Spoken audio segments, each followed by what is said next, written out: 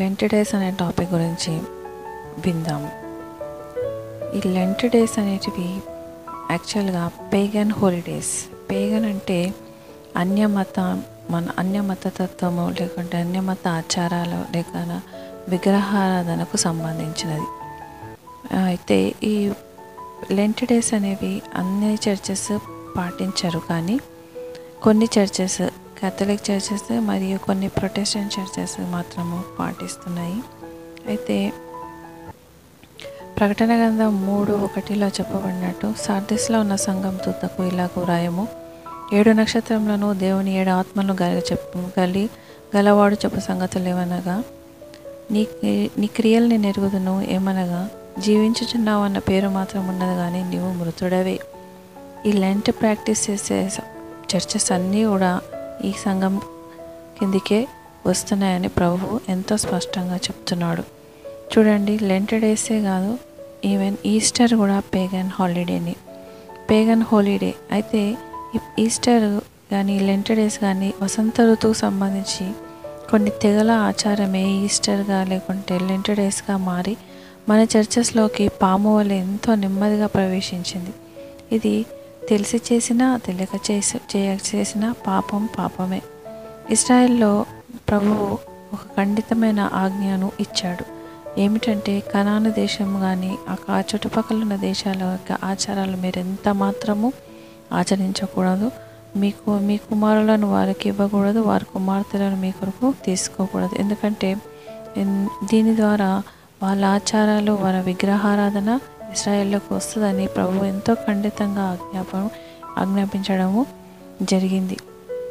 చూడండి, 1 తిమోతి 4:1-3 ఇక్కడ చెప్పిన వాక్యం ఒకసారి చదువుదాము. అయితే కడవరి దినములలో కొందరు అబద్ధికుల వేషధారణ వలన మోసపరచు ఆత్మల యందును దయ్యముల బోధ యందును లక్ష్యముంచి విశ్వాస భ్రష్టులగుదరని ఆత్మ తేటగా చెప్పుచున్నాడు.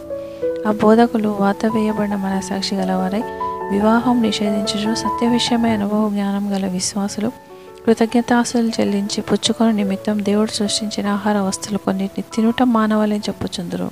చూడండి, ఈ లెంట్ డేస్లో అందరూ అనేక రకాలైన ఉపవాసాలు చేస్తారు. అయితే కేథలిక్ చర్చెస్లో ప్రీస్టులు పెళ్ళిళ్ళు నిషేధించడం అనేది అదొకటి పాటిస్తారు. అయితే ఈ లెంట్ డేస్లో కొన్ని ఆహారాలు మాత్రమే తీసుకుంటారు. కొంతమంది లిక్విడ్స్ మీదనే ఉంటారు, కొంతమంది మాంసం తినరు, కొంతమంది పొద్దున్నుంచి సాయంత్రం వరకు ఉంటారు ఉపవాసము.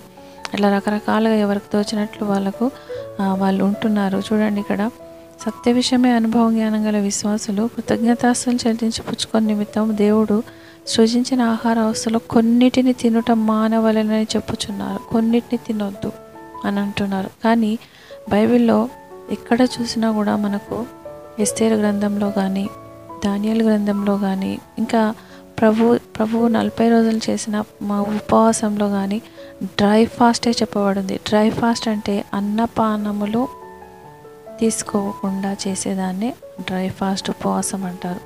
ఇదే బైబిల్లో చెప్పబడ్డది, కానీ కొన్ని తినమని కొన్ని తినొద్దని ఎక్కడా లేదు.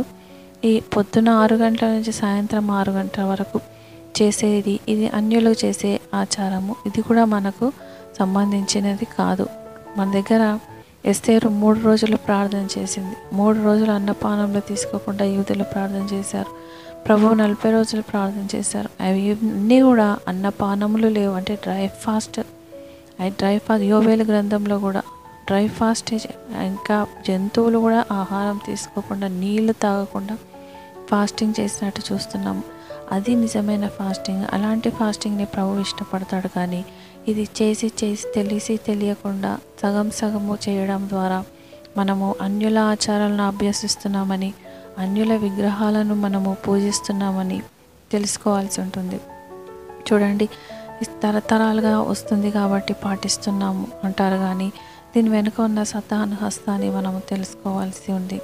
నా ప్రజలు జ్ఞానం లేక నశిస్తున్నారని ప్రభువు అంటున్నారు.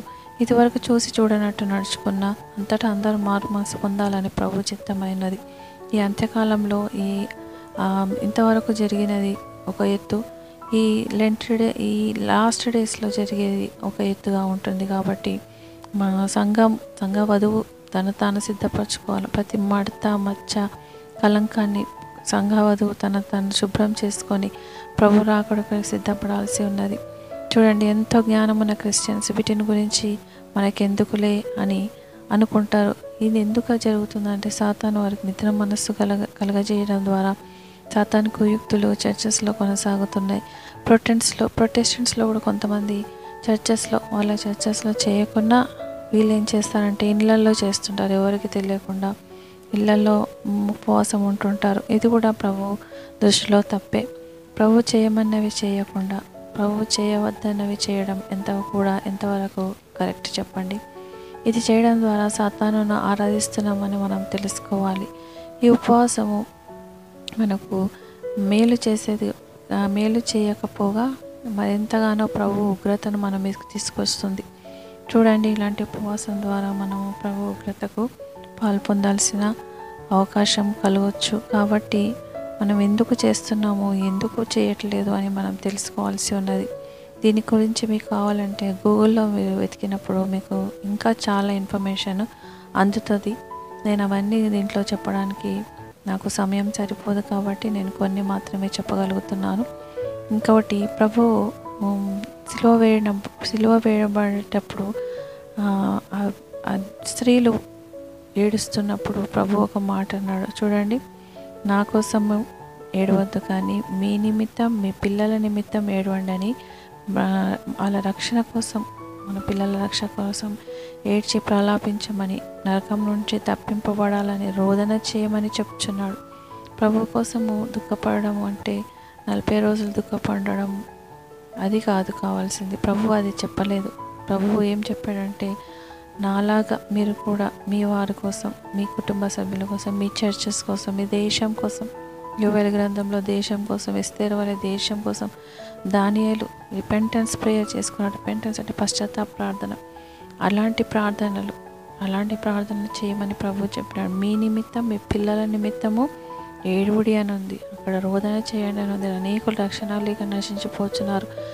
ప్రభు రాకడ సొంతం చాలా త్వరగా ఉన్నది. దీనికోసం మనము ఉపవాసం ఉండి ప్రార్థన చేస్తే మేలు. కానీ ప్రభువు చనిపోయాడని 40 రోజుల ముందు చేస్తూ దాని తర్వాత చేస్తూ ఈ పీరియడ్లోనే ఎందుకు చేపిస్తున్నాడు సాతాను?